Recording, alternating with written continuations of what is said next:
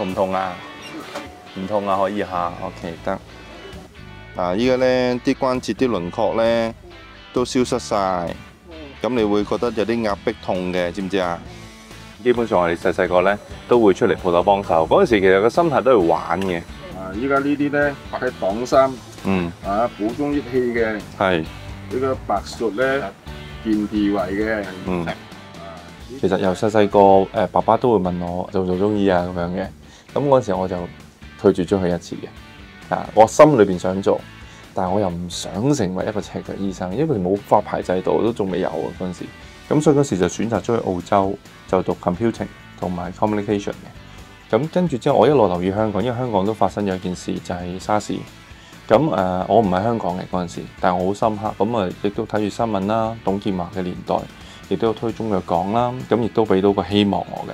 咁繼而喺02年嘅時候，香港嘅3大院校正式有開辦呢個嘅中醫本科嘅課程。咁跟住我就已經同爹哋去溝通電話啦。你話等我完成埋現階段嘅學業，咁我就會嚟返香港，我就讀中醫。咁到04年嗰陣時候呢，我哋就要正式就跟爸爸咧學中藥學啦。咁嗰陣時就由師傅帶住啦。咁我哋先由一開始未俾入櫃執藥嘅，先從執倉叫藥做一個藥房管理開始。即係你去認藥，嗰時未知藥性嘅，認咗藥先。咁我哋就開始學揸秤。咁學揸秤咧就唔俾講嘢嘅，嗰時好嚴嘅，嗰時好明唔俾講嘢，因為其實未懂藥性，我淨係知操作嘅啫。所以客戶要問啲乜咧，我哋係唔俾講嘢嘅。咁要大掌櫃或者醫師先至可以回答有關藥嘅問題，我哋淨係操作嘅啫。咁到07年咧，就正式要上南京要讀5年啦。當時都有個選擇，到底喺本地讀定喺國內讀嘅其實。咁但係我同爸爸傾偈嘅時候咧，就談論到一樣嘢就係實踐。OK， 咁我哋選擇咗南京啦。南京有12間附屬醫院，咁有3間係3甲級醫院。南京亦都係對面向世界嘅，咁佢同世衛組織係直接對口。咁所以我哋留意到佢哋嘅學歷，我其實全球都行得通。咁所以變咗做我就上咗去南京讀我嘅中醫咯。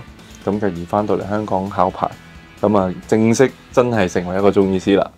去到18年嘅9月3號，咁我就正式成立新中華中醫綜合治療中心。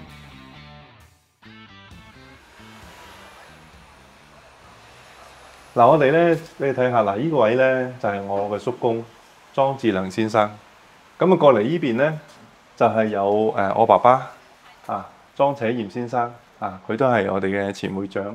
咁我哋今屆會長咧就係陳漢忠先生。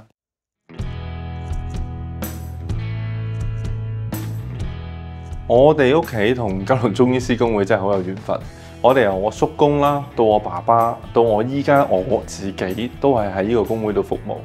咁我好記得咧，細個嗰陣時候咧，聽我爸爸講過咧，九龍中醫師公會佢旗下嘅開辦九龍中醫師學院咧係好犀利嘅，因為嗰陣時香港冇大學去讀嘅，你去作為一個外人想踏入行咧，想學中醫咧，其實就係嚟九龍中醫師公會學院啦。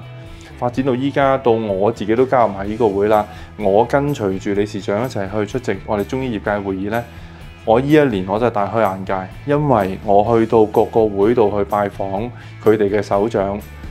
基本上全部都係九龍中醫師公會出身，所以佢哋全部都識我哋個會。所以我成為中醫呢，呢度都係一個好重要嘅地方嚟嘅。如果你將來有細路仔，係你希唔希望可以成為一個中醫？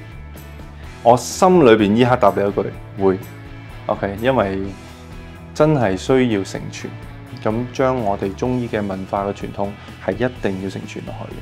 咁如果你問我要承傳俾邊個，咁我梗係想承傳俾自己嘅小朋友啦。咩嘅要求你係必須要符合到你嘅咧？有，佢必須要懂得人性、人心同埋宇宙規律，呢個儒釋道佢一定要修。咁如果佢懂得呢個嘅我哋中華嘅智慧體系，咁其實呢個係入門嘅條件咯。